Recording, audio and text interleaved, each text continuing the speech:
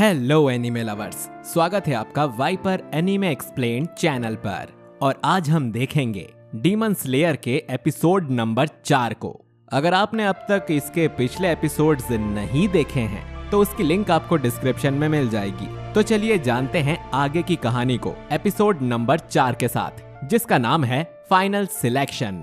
तो पिछले एपिसोड में हमने देखा कि सकोंजी उरुकोडाकी ने तांजीरो को 10 ब्रीदिंग टेक्निक्स सिखाई थी और स्वॉर्ड चलाने की भी ट्रेनिंग दी थी। फिर सकोंजी तांजीरो को एक बड़ा सा पत्थर काटने का आखिरी टास्क देता है जो तांजीरो पूरा नहीं कर पा रहा था। फिर इस काम में सकोंजी के 2 पुराने स्टूडेंट्स साबितो और माकोमो हेल्प करते हैं। उनकी मदद से तांजीरो पत्थर काट देता है। अब तांजीरो उस बड़े से पत्थर के पास खड़ा है जिसको वो काट चुका है और वो एक धागे का जिक्र करते हुए कहता है कि मैं इसीलिए जीता क्योंकि मैं उस धागे की स्मेल का पता लगा पाया। जब मैं ये स्मेल सूंघता हूँ तो ये धागा मेरे तलवार और ओपोनेंट के बीच ओपनिंग बना देता है और मेरी तलवार उसी तरफ चलती है और मैं पूरी ताकत से उस ओपनिंग को काट देता हूँ। फिर सकोंजी उरुकोडाकी आते हैं और काटे हुए पत्थर को देखते हैं और सीरियस होकर तांजीरो से कहते हैं, सच कहूँ तो मैं कभी नहीं चाहता था कि तुम इस टास्क को कंप्लीट करो। मैं फाइनल सिलेक्शन में और बच्चों को मरता हुआ नहीं देखना चाहता।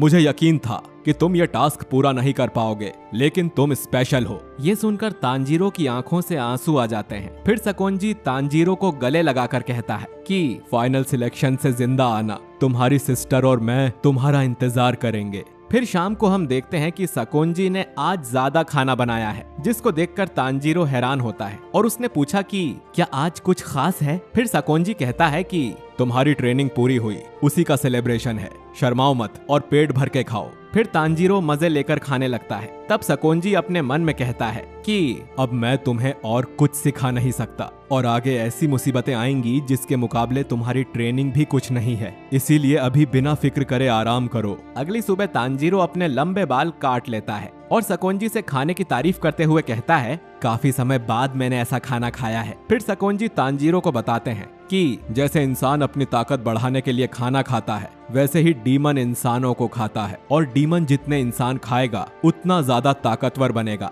ये सुन के तांजीरो हैरान होता है। फिर सकोंजी तरह तरह के डीमंस के बारे में उसे बताता है, जैसे ताकत बदलने वाले डीमन और स्पेल यूज करने वाले डीमन। जब तुम्हारी सूंघने की शक्ति बढ़ जाएगी तब तुम पता लगा पाओगे कि डीमन ने कितने इंसान मारे हैं। फिर सकोंजी तांजीरो को एक फॉक्स मास्क देता है जिसमें उसने तांजीरो की सेफ्टी के लिए स्पेल यूज किया है। इसके बाद तांजीरो फाइनल सिलेक्शन पे जाने के लिए तैयार हो जाता है और वो नेजुको के रूम में जाता है। उसको अभी तक सोता हुआ देखकर तांजीरो दुखी होता है। फिर तांजीरो नेजुको का हाथ धीरे से पकड़ के बोलता है, चाहे कुछ भी हो जाए मैं वापस आऊंगा। फिर तांजीरो के जाने से पहले सकोंजी कहता है, बेफिक्र होके जाओ, मैं तुम्हारी बहन का ख्याल रखूंगा। ये सुन के तांजीरो खुश होता है और तांजीरो जाता हुआ कहता है, साबितो और माकोमो को मेरा हेलो कहना। ये सुन के सकोंजी सोच में पड़ जाता है कि तांजीरो को इन दोनों के बारे में कैसे पता, जबकि ये दोनों तो कई साल पहले मर चुके हैं। शाम होने पर तांजीरो माउंट फुजिकासाने पहुंच जाता है और देखता है कि इस पूरे जंगल में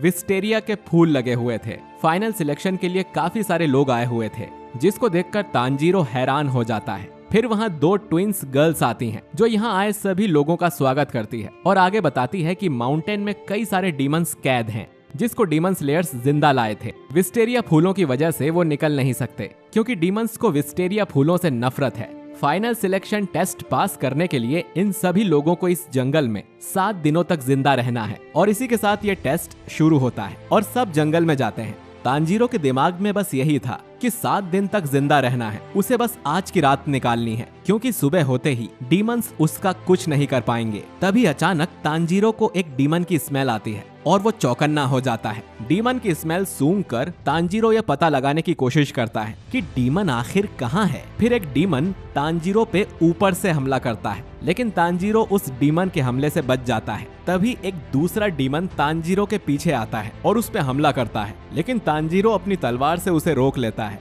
फिर हम देखते हैं वो दोनों डीमन आपस में ही लड़ने लग जाते हैं। लड़ाई इस बात पे होती है कि तांजीरो को कौन खाएगा। वहीं 2 डीमंस को एक साथ देखकर तांजीरो घबरा जाता है और सोचता है कि क्या मैं उनको हरा पाऊंगा।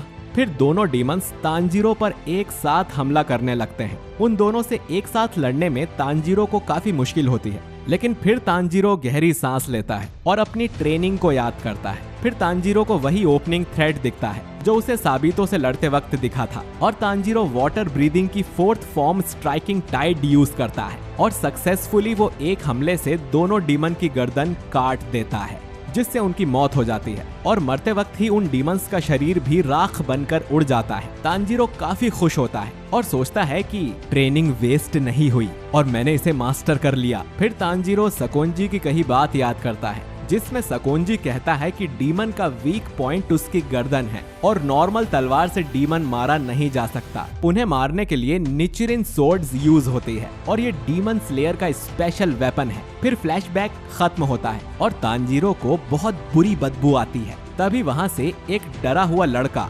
चिल्लाता हुआ भागता है। तांजीरो देखता है कि थोड़ी दूरी पे एक बड़ा सा और अजीब सा डीमन होता है, जिसको देखकर तांजीरो डर जाता है और पेड़ के पीछे छुप जाता है। इसके बाद हम देखते हैं कि साबितो और माकोमो जो कि तांजीरो के बारे में बात कर रहे हैं। माकोमो को तांजीरो की चिंता होती है और वो साबितो से पूछती है कि क्या वो उस ब्लेड डीमन को हरा पाएगा, जिस पर साबितो सीरियस होकर कहता है, पता नहीं, चाहे जितनी भी कोशिश कर लो ये पूरी नहीं होती और ये बात तुम अच्छे से जानती हो। इधर वो बच्चा उस डीमन से बचने के लिए भाग रहा था, लेकिन वो गिर जाता है। तांजीरो पेड़ के पीछे से ये सब देख रहा होता है। उस डीमन के हाथ में पहले से ही एक बच्चा था जिसको वो खा जाता है। उस बच्चे को खाने से वो बड़ा डीमन और बड़ा हो जाता है। इसके बाद डीमन अपने हाथ लंबे करता है और उस दूसरे लड़के को पकड़ लेता है। जैसे ही वो बड़ा डीमन उस लड़के को खाने वाला होता है, तांजीरो अपने डर पे काबू करता है और मन में कहता है, अब मैं कमजोर नहीं हूँ। फिर तांजीरो वाटर ब्रीदिंग की 2nd फॉर्म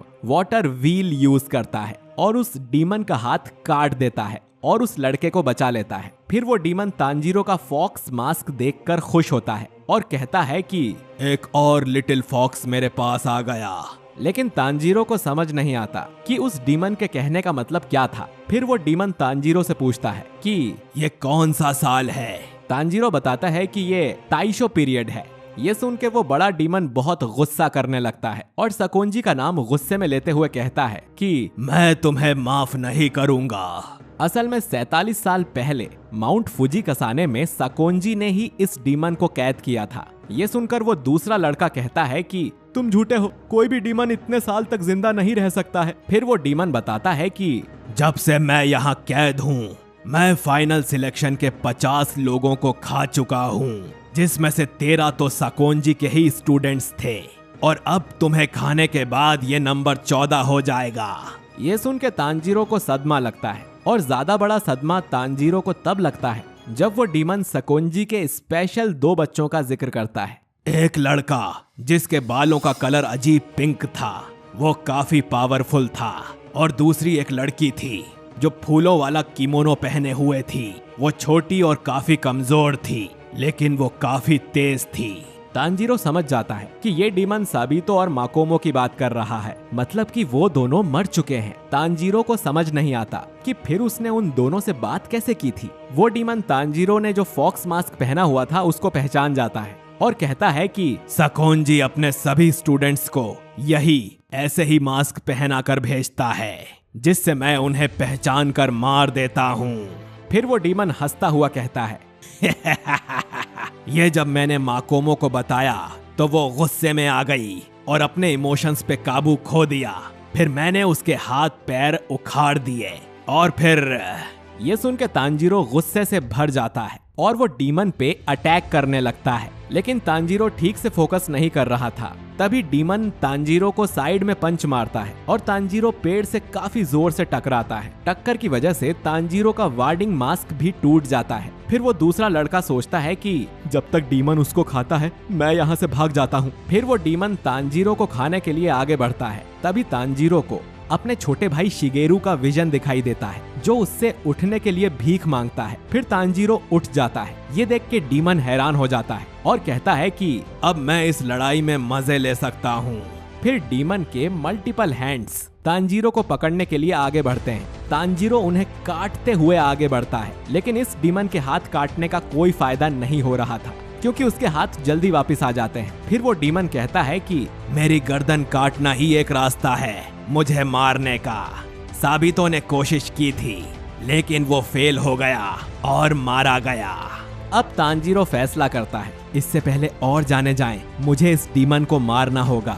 फिर तांजीरो उस डीमन के सिर पर एक बार और हमला करने के लिए उस डीमन की तरफ बढ़ता है। वहीं दूसरी तरफ माकोमो को फिक्र होती है और वो साबितो से पूछती है कि क्या वो डीमन तांजीरो को भी मार देगा। साबितो कहता है कि कुछ पक्का नहीं है, तांजीरो जीत सकता है क्योंकि उसने यहाँ के सबसे बड़े पत्थर को काट दिया था। इस तरफ तांजीरो उस डीमन के हाथों पे भागने लगता है और जब तांजीरो की तरफ मल्टीपल हैंड्स आते हैं, तांजीरो टोटल कंसंट्रेशन का यूज करता है और उसके सभी हाथों को काट देता है। लेकिन डीमन यही सोचता है कि उसका गला सख्त है, तांजीरो उसे काटने में फेल हो जाएगा। लेकिन तांजीरो वाटर ब्रीदिंग टेक्निक की first form water surface slash use करता है और सक्सेसफुली उस डीमन का सर काट देता है। और इसी के साथ डीमन स्लेयर का एपिसोड नंबर 4 यहीं खत्म हो जाता है। तो दोस्तों, अगर आपको ये वीडियो पसंद आया है तो इसे लाइक और शेयर जरूर करिएगा। साथ ही कमेंट करके बताइए कि आपको ये एपिसोड कैसा लगा। अगले एपिसोड के लिए हमारे चैनल वाइपर एनीमे एक्सप्लेन्ड को सब्सक्राइब करके